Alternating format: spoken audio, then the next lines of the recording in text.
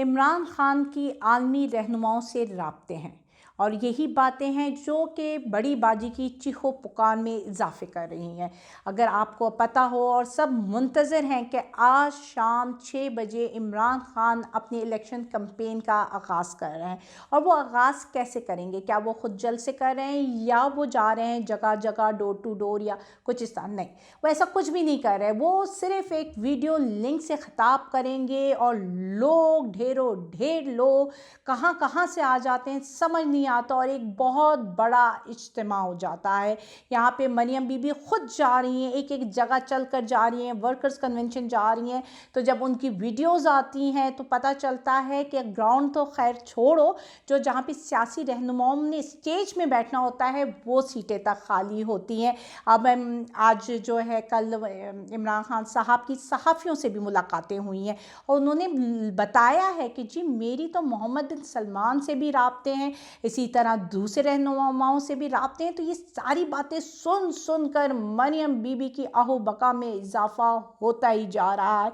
एक तरफ जब अमेरिकी वफ्द आता है इस्लामाबाद तो वो हमारे डमी प्राइम मिनिस्टर को, जो कि एक जोकर आज़म है, जिनकी टिकटॉक में मजाक बने, पता नहीं कहाँ कहाँ जो है वो सिर्फ हमारे लिए मजाक का बाइस बनते हैं, उनको बुलाया जाता है, उनकी हाज़िरी लगवाई जाती है अमेरिकी सफारत खाने में। और दूसरी तरफ यही वक्त जाता है ट्रैवल करता है इस्लामाबाद टू लाहौर और ज़मान पार्क में इमरान खान से मुलाकात करता है। और जब वो प्रेस टॉक के लिए बाहर आता है तो बार बार कहता है prime minister Imran Khan, prime minister Imran Khan. तो ये सारी बातें जो हैं बड़ी बाजी की उम्मीदों पे जो है ना मनो मन पानी फेर देती है, क्योंकि वो तो ख़ुद को वज़ीर आज़म समझती हैं, वो तो चाहती थी लोग उनको ये कहें, लेकिन उनसे ये बातें बिल्कुल भी बर्दाश्त नहीं हो रही हैं। वो अपने आप को एक लीडर कहती हैं, लेकिन वो क्या लीडर है? वो जिसे कहते थे ना कि चौधरी निसार और ख़ाक़ान अब्बासी की ये बच्ची है, तो ये बच्ची है। आंटी जो हैं अभी तक, जो मरियम बाजी है ना, हमारी बड़ी बाजी, उनका बचपना ही नहीं जा रहा। देखो कल खिलौना लेकर वो आ गई और अपने जितने भी लीडर्स हैं उनको भी खिलौने पकड़ा दिए। मतलब वो एक जो इशू था ऑडियो लीक का, जो बड़ा ही सेंसिटिव हो सकता था, जिससे शायद वो कुछ गेन कर सकती थी, उन्होंने उसको एक मजाक बना लिया अपने ही ऊपर। मतलब सारा कुछ वो शुरू होती हैं रोती पिट कर, उनको एक ऑडियो वीडियो दी जाती है और फिर उस ऑडियो वीडियो का वो खुद ही धरन तख्ता कर देती है, खुद ही उसको मजाक बना देती है। अब वो जो उसका मेन कॉन्सेप्ट था ना ऑडियो का कि उसमें क्या था, वो लोग ने सब छोड़ दिया है। अब कहाँ पे बात हो रही है? अब बात हो रही है उस ट्रक की जो बड़ी बाजी ने उठाया था और वो खिलौने की जो बड़ी बाजी ने उठाया था। वो इमरान खान कहता है ना कि जो मरियम है बाजी है ना, बड़ी बाजी, उनको कुछ ना कहकर, वो हमारी 12वीं खिलाड़ी है, क्योंकि वो हमेशा से हमारी तरफ से खेलती हुई आ रही है। तो ये भी काम करती हैं कि अब देखें ना, अच्छी खासी ऑडियो उनके हाथ लगी थी, उसका भी उन्होंने मजाक बना दिया और फिर से गेम जो होती है ना वो इमरान खान के हक में चली जाती है, इमरान खान के उसमें चली जाती है। तो ये जो सीनियर रहनुमा हैं जिन्होंने वाकई जेलें काटी हैं, उन्होंने यार मारें खाई हैं और वो इतने सालों से डेडिकेटेड वर्कर हैं नून के, तो क्या उनको ये नज़र नहीं आ रहा है कि उनके साथ क्या हो रहा है? क्या उनको ये नज़र नहीं आ रहा है कि मरियम बीबी किस तरह जो है वो इस पार्टी का जो है बेड़ा गर्क कर रही हैं और सारी जो पॉइंट गेन्स हो रहे हैं ना वो जा रहे हैं इमरान खान की तरफ। अब मरियम बीबी एक तरफ तो शोर मचा रही है कि इमरान खान की कोई मकबूलियत नहीं है, वो खामखा अपने आप को सेल्फ डिक्लेयर मकबूल लीडर कहता है, और दूसरी तरफ हाल ये है कि अब जब बसंत फेस्टिवल आ रहा है ना तो उसमें जो काइट, जो पतंगे जिसे हम कहते हैं, उनकी जो शेप है वो भी इमरान खान के उस पर बनाई जा रही, क्योंकि इमरान खान को लोग देखना सुनना पसंद कर रहे हैं, उसकी एक एक झलक के पीछे पागल हो जाते हैं। आपने उसकी एंट्री देखी होगी जब वो इस्लामाबाद आए, तो इससे पहले लोग कहते हैं, रिपोर्टर्स कहते हैं कि हमने अपनी सहाफ़ी ज़िंदगी में ऐसे मनाजिर कभी नहीं देखे। और मरियम बाजी जो है ना, मैं एक बात बताऊं कि क्यों वो बैकफुट पे या क्यों उनकी पार्टी जो है वो गिरती जा रही, इसकी वजह ये है कि वो फैक्ट्स नहीं देखती। वो फैक्ट्स, जब तक एक बंदे को फैक्ट्स तस्लीम नहीं करेगा तो वो उसके आगे खेलेगा कैसे या उसका काउंटर वो कैसे देगा। तो जब उन्होंने फैक्ट्स तस्लीम ही नहीं कर रही हैं तो आगे उन्होंने क्या खेलना है। तो मरियम बाजी को ना अपनी सारी जो है ना चीज़ें जो हैं, अपनी जो एनर्जीज़ है ना, वो खिलौने ख़रीदने और बेचने में लगा देनी चाहिए। सियासत वक्त उनको एक बस की बात नहीं है, ठीक है। दूसरी तरफ जो है इलेक्शन सर पर आए हुए हैं, लेकिन जो है मरियम आपी जो है, बड़ी बाजी जो है ना, वो पूरी रात रोती रहती है, कुछ कर दो, कुछ कर दो, नाअहल कर दो, नाअहल कर दो, लेकिन प्लीज़ ये इलेक्शन मत करवाओ। तो बेचारी को, जिसे एक कहते हैं ना झुंझुना देने के लिए, एक ऑडियो लीक कर दी जाती है कि बाजी ये लो, कल तुमने कन्वेंशन करना है ना, तो ये ऑडियो चलाकर अपने दिल की तसल्ली कर लो। तो लेकिन उसका भी कोई फ़ायदा नहीं। जो मैंने बताया कि वो खुद ही अपनी वाले पाँव पे जो है ना कुल्हाड़ी मारती हैं और कहती हैं कि सारे चीज़ का मलियामेट कर देती हैं। अब इलेक्शन जो हैं, सब यही कह रहे हैं कि इलेक्शन की तारीख सुप्रीम कोर्ट ने तो दे दी है, लेकिन क्या वो लोग जो यहाँ पे मौजूद हैं, जो हुकूमत में मौजूद हैं, या जो हुकूमत के सहूलतकार हैं, या जो कंपनी है, क्या वो इलेक्शन की तरफ जाने के लिए तैयार हैं? हमने आपको पहले बताया था कि ये जो रिजीम चेंज का प्रोसेस हुआ है और उसमें सारी चीज़ें जी ऑन बुक थी, वो लिखी हुई थी। ऐसा नहीं था कि ये अब नई नई प्लानिंग करें, ये सारा स्क्रिप्ट लिखा हुआ था, ये सारा स्क्रिप्ट तैयार था। लेकिन जो चीज़ स्क्रिप्ट में नहीं ली गई थी, वो दो चीज़ें जो उन्होंने कंसिडर नहीं की और जिसकी वजह से इनका ये सारा स्क्रिप्ट फ्लॉप हुआ, वो पहला पब्लिक रिएक्शन था और दूसरा fifth war generation, social media. ये चीज़ें उन्होंने कंसिडर ही नहीं की। फिर जो 9 अप्रैल को हुआ, लोग आए, बाहर निकले, तो ये सब परेशान हो गए कि अब इसको किस तरह हैंडल करना है। यहाँ तक कि पहले इनका सिर्फ प्लान ये था कि इमरान खान को नाअहल करवा दिया जाएगा, जो वो समझते थे बहुत आसान काम होगा। लेकिन पब्लिक रिएक्शन ने बताया कि नाअहली तो बहुत ही नामुमकिन सी अमल है। तो फिर वो इमरान खान को एलिमिनेट करने के लिए आ गए कि किसी भी तरह इसको रास्ते से हटा दो, इस पर कत्ल करवा दो, कुछ कर दो। जिस तरह इमरान खान बार बार, और ये बाबर इमान भी बार बार आकर कह रहे हैं कि इमरान खान की जान को ख़तरा है। और इसी तरह उन्होंने बताया भी है कि G11 में जब वो पेश हुए तो किस तरह सिक्योरिटी कैमरास हटा दिए गए, पुलिस सिक्योरिटी गायब कर दी गई। तो अब उनको यही हल नज़र आ रहा है कि किसी तरह उसको एलिमिनेट किया जाए, क्योंकि मरियम बाजी की तो जो चीखो पुकार है ना, वो ख़त्म होने में नहीं आ रही है। वो कह रही है कि इलेक्शन में नहीं जाना। सवाल ये पैदा होता है कि जो सियासी पार्टीज़ होती है ना, उनके लिए तो जो ज़िंदगी होती है इलेक्शन जाना, एक इलेक्शन मुहिम करवाना, ये उनकी एक बड़ी मेजर एक्टिविटी होती है, पॉलिटिकल एक्टिविटी होती है, जिसमें वो आवाम से इन कांटेक्ट आते हैं, ठीक है। लेकिन अगर कोई सियासी पार्टी ही इलेक्शन से भाग रही हो तो इसका क्या मतलब है? एक तो पहली बात, क्या वो जमहूरी पार्टी है? क्योंकि जमहूरियत में तो सियासी पार्टीज़ होती हैं और वो कहती हैं आओ चलो इलेक्शन करवाते हैं, लेकिन एक सियासी पार्टी भाग रही है, ठीक है ना। तो और फिर किस बात का डर और खौफ है? मतलब अगर आप हार जाते तो हार गए, इसमें क्या बड़ी बात है? बड़ी बात यह है कि वो मुआहदे जो आपके साथ हुए हैं, आप उनको पूरा करवाना चाहती हो। आपको डर है कि अगर NRO2 जो हमें मिला है वो कहीं दोबारा से वापस अपनी पुरानी जगह पे ना चला जाए, हम फिर से नशे में ना बच जाए।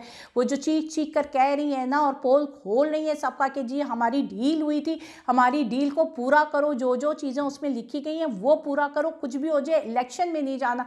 अब लोग जो है खुसर फुसर कर रहे हैं, एक कमरे से दूसरे कमरे में, कभी पिंडी के ऐवानों में तो कभी इस्लामाबाद के ऐवानों में, रोज़ाना एक नई बात आती है, जो कि हम अपने पुराने व्लॉग्स में बता चुके हैं आपको बार बार, कि कभी वो एक ऑप्शन लेकर आ जाते हैं कि जी इलेक्शन कमिश्नर ही रिज़ाइन कर दे, उसके कुछ मेंबर्स उसके साथ रिज़ाइन कर दें, तो हम कहेंगे कोई है ही नहीं यार, इलेक्शन कमिश्नर ही नहीं है, किस तरह मॉनिटर होगा, हेड ही नहीं है एडमिनिस्ट्रेशन का, वो क्या करेगा। कभी कहते हैं यार पैसों की तंगी कर दो, कभी कहते हैं सिक्योरिटी प्रोवाइड ना करो, तो कभी कहते हैं यार इमरजेंसी लगाकर मामला ख़त्म करो, तो कभी कहते हैं यार टेक्नोक्रेट की हुकूमत ले आओ। ये सिर्फ वाज़ेह अब देखना ये है कि वाकई ये जो सोच है वो कर भी पाएंगे, क्योंकि पूरा दिन ये डिस्कस करते रहते हैं और रात को फिर वही मुंह सुजाकर बैठ जाते हैं कि यार नहीं, इलेक्शन होना ही है, इलेक्शन तो करवाना ही पड़ेगा, ऑप्शन कोई मौजूद नहीं है। इसके अलावा आप देखते हैं कि इस मुल्क में वो जो हमारा 26 किलोमीटर का वज़ीर दाखिला है, उसका कुछ बस नहीं चलता ना, तो वो सिर्फ पुलिस को कंट्रोल कर रहा है। जिस तरह इमरान खान ने कहा था ना कि इलेक्शन कमीशन जो है ना, मैं वहाँ पे जब एहतजाज हुआ वहाँ मौजूद नहीं था और मुझे पकड़ लिया गया। इसी तरह हमसे कुछ लोग राब्ते में थे और उनको गिरफ़्तार कर लिया गया, जबकि वो G11 में मौजूद ही नहीं थे। कसूर के एक NA 131 के सैयद नवीद हाशमी रिजवी साहब हैं और उनके साथ एक साबिक जो है नाजिम थे जिनका नाम मलिक अब्दुल्ला है। वो जब आ रहे थे और उनका जो इमरान खान के काफ़िले से वो काफ़ी दूर थे, और जब वो इमरान खान G11 में पेश हुए तो वो वहाँ मौजूद ही नहीं थे। तो जिनसे उनसे राब्ते हुए तो उन्होंने कहा कि अब आपको G11 आने की ज़रूरत नहीं है, आप क्योंकि हम तो एफएट के चेहरे जा रहे हैं। आप जुल्म देखें, हमारी फस्तायत का राज ये देखें कि वो शख्स जो कि G11 में मौजूद ही नहीं था, उस पर आप पर्चा कटवा देते हो दहशत गर्दी का, और वो जिन पर दहशत गर्दी हुई है है, आप उनकी FIR नहीं काट रहे। एक रिपोर्टर हैं जी, इतने मशहूर रिपोर्टर हैं साकिब बशीर साहब, देखा है, वीडियोज़ मौजूद हैं कि किस तरह उन पर जुल्म हुआ है, तशद्दुद हुआ है, लेकिन जब वो FIR कटवाने जाते हैं तो कोई उनकी FIR काटने को राज़ी नहीं होता और फिर बिला आखिर उनको किस तरफ जाना पड़ता है, उनको फिर अदालत से रुजू करना पड़ता है। ये हमारे मुल्क का हाल। फिर आप लोग कहते हो कि लोग पे बैक जो कुछ आप कर रहे हो तो पे बैक तो करने ही, चाहे वो वोट की सूरत में करना हो या नफ़रतों की सूरत में करना हो। जब एक आप बंदे को जिस जुल्म करोगे और वो भी बेवजह ना, मतलब आप किसी पर मुकदमे डाल रहे हो, कभी कुछ डाल रहे हो, इससे आपको क्या हासिल हो रहा है? इससे आपके ही अगेंस्ट और गवर्नमेंट के अगेंस्ट लोगों का रिएक्शंस ही आएंगे। तो आप लोगों ने पे बैक तो करना ही है ना इस चीज़ को। और ये फिर इसी वजह से आप लोगों को पता है कि हमारी हरकतें क्या हैं, हमारे ने क्या क्या किया है। इसी वजह से आप लोग इलेक्शन में जाने से भी डर है। इसी वजह से आप लोग चीख चीख कर कहते हो कि यार ये शेर का निशान बदल दो। बड़ा कंफ्यूजिंग, मतलब वो जो नून वाले हैं वो खुद अपने शेर को नहीं पहचान पा रहे और वो इलेक्शन कमीशन से कह रहे हैं हमें निशान चेंज कर दो, हमें कोई बिल्ली दे दो, बकरी दे दो। तो जिनको खुद शेर की और बिल्ली बकरी में फ़र्क समझ नहीं आ रहा तो क्या वो आवाम को समझा पाएंगे इसका फ़र्क? ठीक है, मुल्क को उन्होंने जिस बेड़ा गर्क में डाल दिया और जो हुकूमत के जो प्यारे प्यारे वज़ीर लेकर आए थे जिनको इतनी मरात इतनी तनख्वाहें दी थी, वो कहते हैं कि जी डॉलर का रेट कैसे ऊपर हो गया, मुझे समझ नहीं आया। पर इसके बावजूद भी मैं इस्तीफ़ा क्यों दूँ? फिर दूसरी तरफ वो खुशखबरी सुनाते हैं कि जी इंटरेस्ट रेट जो है ना वो 3% बढ़ गया। अब वो जो JUI, ये जो हमारे डीजल भाई मौलाना फजलुर रहमान भाई, ये जो बड़े मुसलमान कट्टर मुसलमान हैं जिन्होंने दीन की भाग दौड़ पकड़ी हुई है, वो खामोश होते हैं। वैसे अगर 1% भी बढ़ता था ना रेट तो यही लोग चीखते थे कि ये पाकिस्तान है, इस्लामी जमहूरिया पाकिस्तान, सूद का निज़ाम ख़त्म करो। यहाँ पे सूद 21% है आपका, जबकि अगर आप इसराइल का करें तो वहाँ पे सिर्फ 2.5% है और भारत में सिर्फ 3.5% है। और जब आप इंटरेस्ट रेट बढ़ाते हो ना तो समझो आपने मुल्क से इन्वेस्टमेंट ख़त्म करते हो, क्योंकि लोगों ने, जो बिजनेसमैन हैं वो इन्वेस्टमेंट लोन लेते हैं, इन्वेस्ट करते हैं। जब इन्वेस्टमेंट ही नहीं होगी तो आपकी प्रोडक्शन नहीं है, प्रोडक्शन नहीं है तो आपने एम्प्लॉयमेंट को ही ख़त्म करना है ना, बेरोज़गारी होनी है, बेरोज़गारी नहीं है, आपके पास इनकम नहीं है, इनकम नहीं है, आपकी सेल्स नहीं होंगी, सेल्स नहीं होंगी तो आपकी फैक्ट्रियाँ बंद हो जाएंगी, क्योंकि जब कोई चीज़ उनकी बनाई चीज़ खरीद ही नहीं रहा, फैक्ट्रियाँ बंद हो जाएगी। एक पूरी इकोनॉमिक एक्टिविटी आपने हैम्पर करके रख दी है इस मुल्क के। फिर भी आप कहते हो कि मैं इस्तीफ़ा क्यों दूँ? खुदारा इस मुल्क पर कुछ तो रहम करो। दूसरी बार भी तुम लोगों ने शक्ल दिखानी अपनी, या तुम लोगों ने सोच लिया कि बस सारा कुछ लूट लाट कर अब वापस नहीं आना मुल्क में। इसके साथ अब मैं अपनी दूसरी तरफ जाऊंगी और बहुत इंपॉर्टेंट बात की तरफ जाऊंगी कि पाकिस्तान में पहली दफ़ा डिजिटल मरदमशुमारी हो रही है। अच्छा, इस डिजिटल मरदमशुमारी में टोटल खर्चा आया है 34 अरब रुपए का और इसकी सिक्योरिटी में 7.5 अरब का खर्चा है। लोग डोर टू डोर भी जाएंगे और इसके साथ ये तमाम पाकिस्तानियों का फ़र्ज़ है कि वो अपने आप को डिजिटली रजिस्टर्ड करवाएं। बहुत आसान प्रोसेस है। इसके लिए आपने जो है ये pbs.gov.pk में जाना है। वहाँ पे जो है आपके सामने फॉर्म आ जाएगा, उसमें सबसे पहले आपने अपना मोबाइल नेटवर्क देना है, फिर अपने मोबाइल का नंबर डालना है, फिर एक जो है आपके पास पासवर्ड जनरेट, तो पासवर्ड आपने डालना है। उसके बाद आपने पासवर्ड को कंफर्म करना है। जब आप पासवर्ड कंफर्म करोगे तो एक OTP जनरेट होगा जिसका मैसेज आपको आपके मोबाइल में मिल जाएगा।